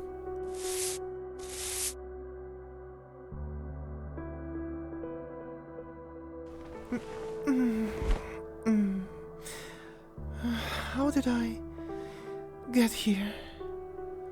Grandfather's study? Her mind lurches on the edge of consciousness. She feels as though she has forgotten something important. An old book lies upon the desk in silence. Annals of Yan, Volume 124, Supplement 17, 1062. Since when was there such a book in the Imperial Historical Records? Grandfather?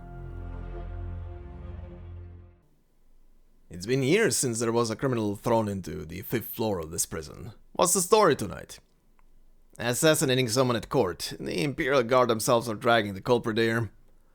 What a ruthless... Shh! Don't think too hard about it, and don't ask too many questions. Just keep a close eye on the culprit. You and I won't be enough to fix any mistakes. It seems that everything I've run into since my return to Baizao has been part of some grand plan. A trail of clues laid out in front of me like bait, leading towards a dead end. Not only was the perpetrator highly skilled in Kung Fu, but I also had intimate knowledge of the Judicial Review Office's layout. They must have been working with Yu Chang for quite some time. Yu Cheng asked you to take notes during his trial. This is why you stand here now, and it is also the reason I cannot allow you to participate any further. Whatever Yu Cheng's plan, you are most certainly a part of it. Deputy Minister Lin, surely you wouldn't ask if you didn't know the answer already. Can you not see the truth, or do you simply pretend you can't because you don't dare to? What makes you so dead set on the case, Censor Jizhen?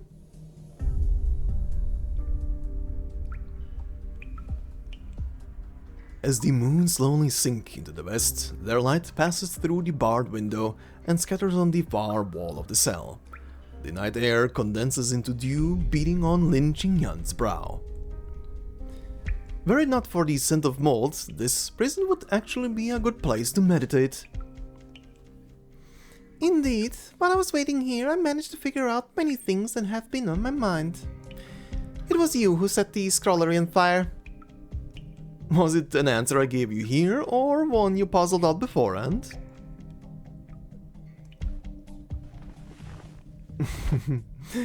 We meet again, Deputy Minister Lin.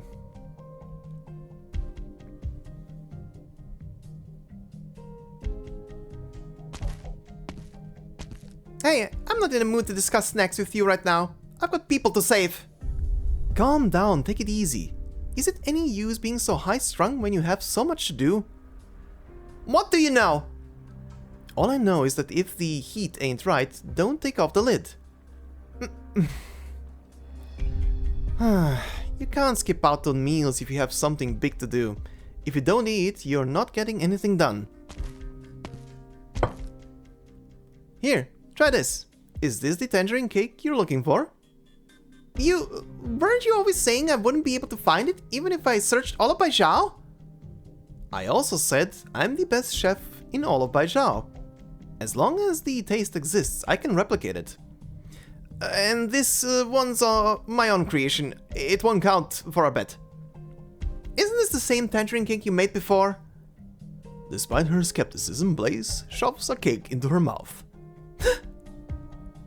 She has tried many fine dishes over the last few days and learned a lot about how to critique food during that time. The cake in front of her cannot be considered tasty. Jingju was right. Too much sugar will overwhelm the fragrance of the tangerine peel, while too much oil destroys the texture of the cake itself. It is not a tasty snack, but it is an exact match for the taste in her memories. How do you know this recipe? You were so hung up on tangerine cake not being sweet enough. It got me wondering what kind of chef would make them that sweet. Then I thought, what if the one who made them so sweet didn't do it for the taste? That means... You said you ate these in Victoria, right? I'm reminded of a regular customer I had many years ago. He always ordered some tangerine cakes and said he was going to send them off to his daughter in a foreign land. I told him they'd spoil long before they got to her, but he refused to believe me. He'd process it a bit himself and wrap it up in layer after layer of letter paper. You could barely tell if it was a letter or some food by the end of it. You knew him? He came here. I've been searching for him all this time. Do you know what happened to him? I wouldn't say I knew him. He was just a regular customer of many years. I vaguely remember him always coming over before it was even bright out to order the cheapest breakfast I had on the menu. Then he'd sit by the window, like he was waiting for someone. Waiting for someone? Who? How should I know? See for yourself.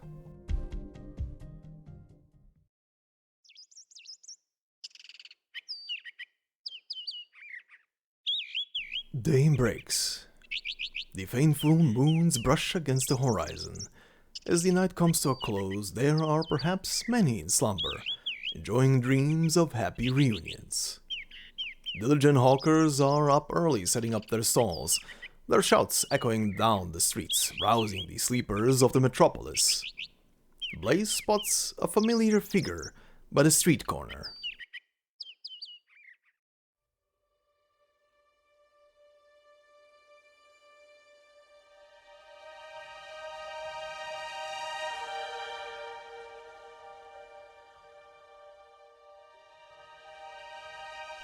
This small restaurant and that serene manor are separated by no more than a street corner, a fact barely worth noticing during normal times.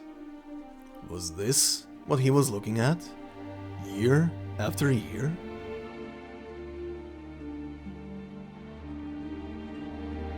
It's you. It's really you.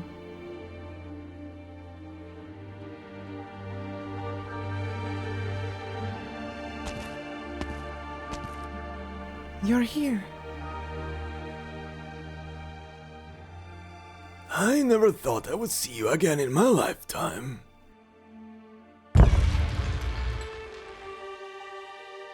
The man leaning against the corner is clothed in near rags. He grasps at mooncake in his hands, his face awash in crumbs, ignorant of his guest. A smear of light leaks in through the bars of his cell window, painting the criminal's gaunt face in stark relief. The Judicial Review Office is truly kind. Even us prisoners get a mooncake for the Mid-Autumn Festival. It's delicious. Want a bite? No need. I will be having my meals in this prison soon enough. I will have my own to enjoy. Pity. We still have so much to talk about. It's not quite the same without something to munch on, right? The old man lets out a dry laugh, taking a seat across from the shabbily dressed prisoner. For decades, you have wanted to ask an old man like me your questions. I suppose today is your lucky day. You should hate me, Mr. Ning. You were one step away from being able to go back home without a heavy heart. One step away from enjoying your twilight years with your family. Just one small step. I really should hate you. When you put it like that, I would like nothing more than to charge at you and tear at your flesh with my teeth.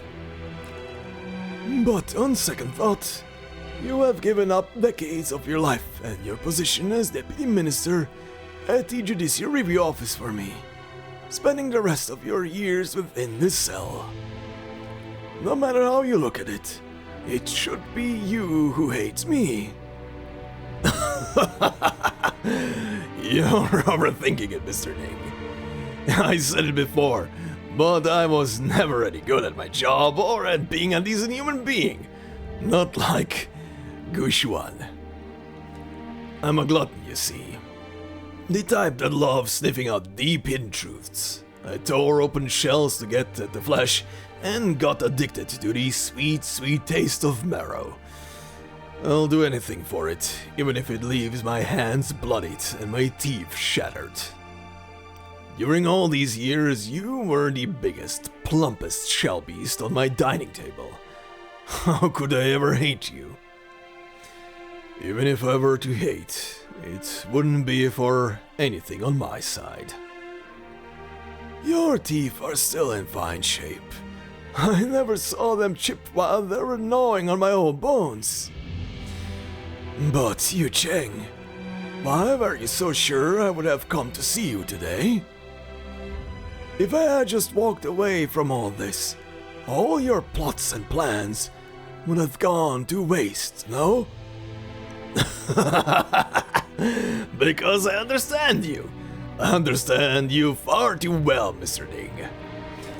I simply had to gamble that during the years you spent bobbing around the hierarchy of mandarins, you would dirty your hands, but still retain your humanity. You let Gushuan live on while he was right under your nose, after all, and raised his daughter to boot. You care about the fate of that child. Those two children, rather. You wanted to see those girls live carefree, innocent lives while you yet live. You knew that if you did not relent one day, they would never know peace.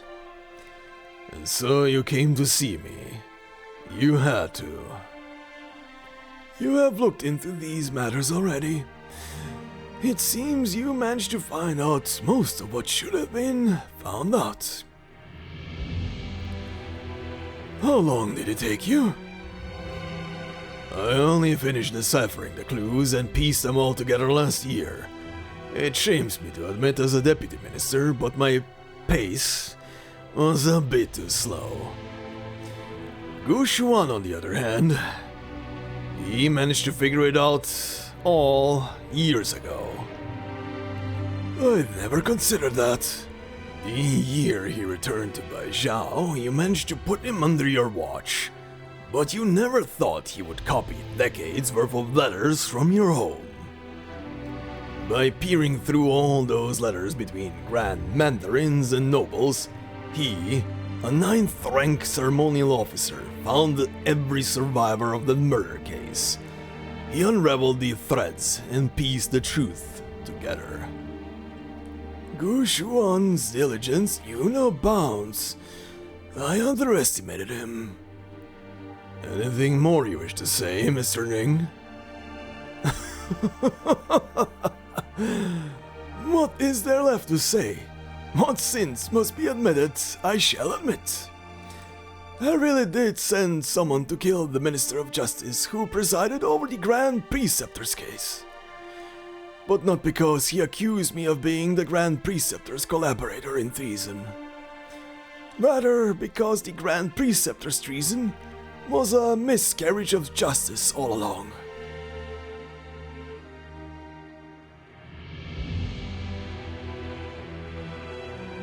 Indulge me in my curiosity, Deputy Minister Lin. When did you figure it out? I suspected it was you who set Ding Fenglu alight. Why? What would I have to do with that incident? Call it a hunch. Though you might not have used your kung fu at the time, a mask was not enough to prevent me from thinking that person's figure and skills were familiar. Very familiar. Afterwards, at the Judicial Review office, you sought me out and managed to cement this particular suspicion in my mind. Come to think of it, you must have been in close contact with Yu Cheng as early as when I was preparing to inspect him. I never considered the possibility you were already cooperating with him at the time. From the scrollery fire to the hanging scroll in the Ning manor, and then on to the fire at Ding Fenglu, this recent string of mysteries was you trying to lead me along a trail of clues, wasn't it? That was rather rushed and sloppy, now that I look back. And the fire at the Feast of 100 Delicacies? I must regret to inform you that was not my doing truly. Merely an unexpected turn that happened to align with our goal. Why did you two do all this? Ridiculous as it may sound, this all started with an old case. Not a large one, yet not small either. A case I happened upon by chance after I joined the Department of Discipline and Supervision. The Minister of Justice, assassinated by a beggar in the middle of the street.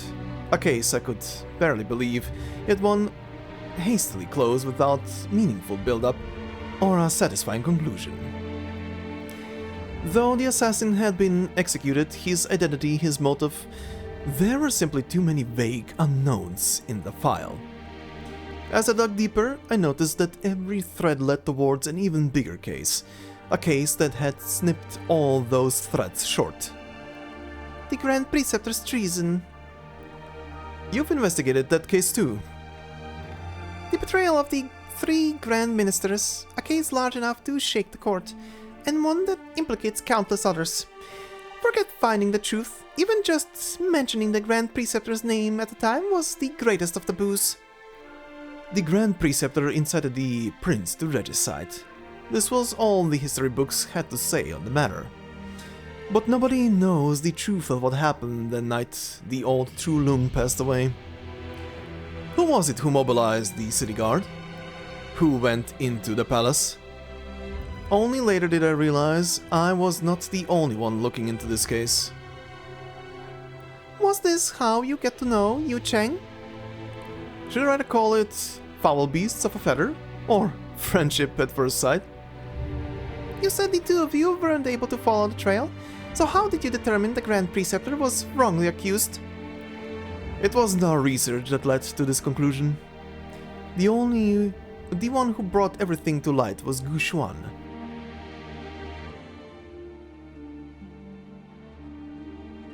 Why? Do you seriously not know why? Of course I do. I just want to ask you how this why tasted when you said it aloud. The people cry out, their hearts uneasy. Only those who have experienced the struggle know that Yan's current peace and prosperity were hard won. It was a very, very long time ago. The old Chulung was diligent. At the time, our regime industries were beginning to change the structure of this great land. Even during Yan's turbulent times, he did not allow her to fall behind the other nations of Terra. And so it was that our great hero was infected with neuropathy in his twilight years. Believing these days were numbered, his many policies began to stray into bias and imbalance. At the time, the prince wished to stop the Chulung, and the Grand Preceptor stood by his side. This supposed support was her urging the prince to seize the throne. The old Chulung died the night the prince entered the palace to admonish him. As for the prince, his whereabouts since that night are unknown. Such a tumultuous event demanded an explanation, which required someone to be charged with everything. Do you think the current Chulung was unaware of all this? Huh. Changes in the court naturally lead to unrest among the masses. The purge of traitors, a very fitting slogan. The then young Chulung acted with an iron fist to sweep away many courtiers with evil intent, stabilizing the situation as quickly as possible. This ensured his spell of court intrigue never made it outside the walls of the Forbidden City. For 40 years, I assumed I was the only one aside from the Chulung himself to still remember what transpired. Until 10 or so years after that case ended, that young man stood in front of me once again. I fear you speak of that time too lightly, Mr. Ning. It was not only traitors who were swept away. There was also the entirety of the Grand Preceptor's family, 28 in all. They were all sent to prison. Some committed suicide in their cells to prove their innocence. Those who lived were exiled. I tried to find some trace of them, but it was no use. Couldn't find a single one. Except for a child, spirited away during the turmoil, still swaddled in a blanket. I never considered the possibility she still lived, yet never truly believed she had died. It seems you've met her. A few days ago. Her appearance is not too similar, but their personality, it's like two peas in a pod. Gu Xuan never spoke a word about the child's whereabouts during the decade he spent in Baizao, right up until his death. I'm sure you're now well aware of why he died on the road back to Victoria. You, Cheng, you old bastard. You used Gu Xuan's own death to ensure there was no possibility of anyone finding that child, which also gave you an opportunity to investigate me. At the time, I assumed Gu Xuan had no success in his exhaustive research into the Grand Preceptor case, which prompted him to leave Baizao in despair. It was only after many years that I realized it was not the so-called truth that he sought. He had long since found the answers to those troubles you mentioned earlier. What he hoped I would do was something else entirely.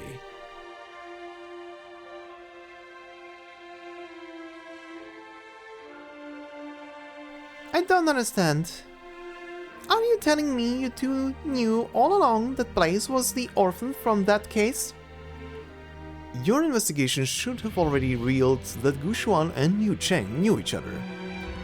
After taking the child away, Gushuan kept the secret of her whereabouts to himself for decades.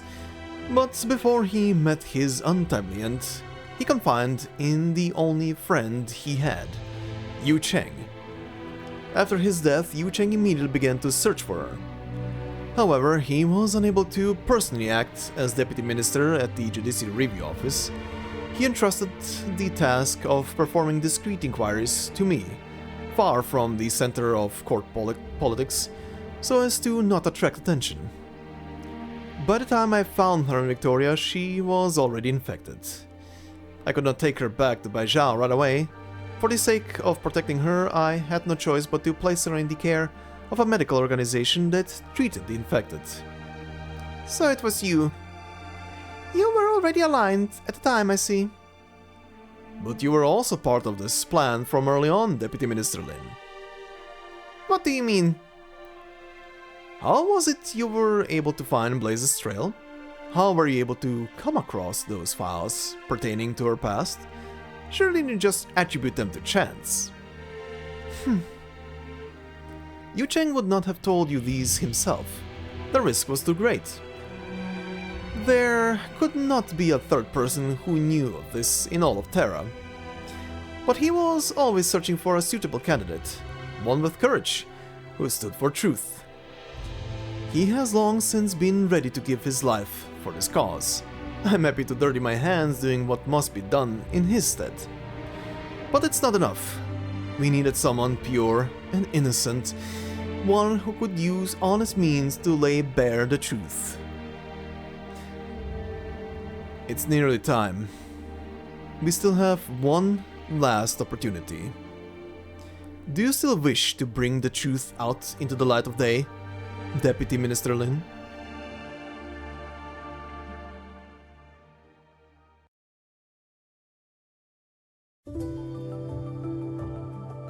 And there we have it. More plot reveals, confessions, and a lot of heartbreaking stuff.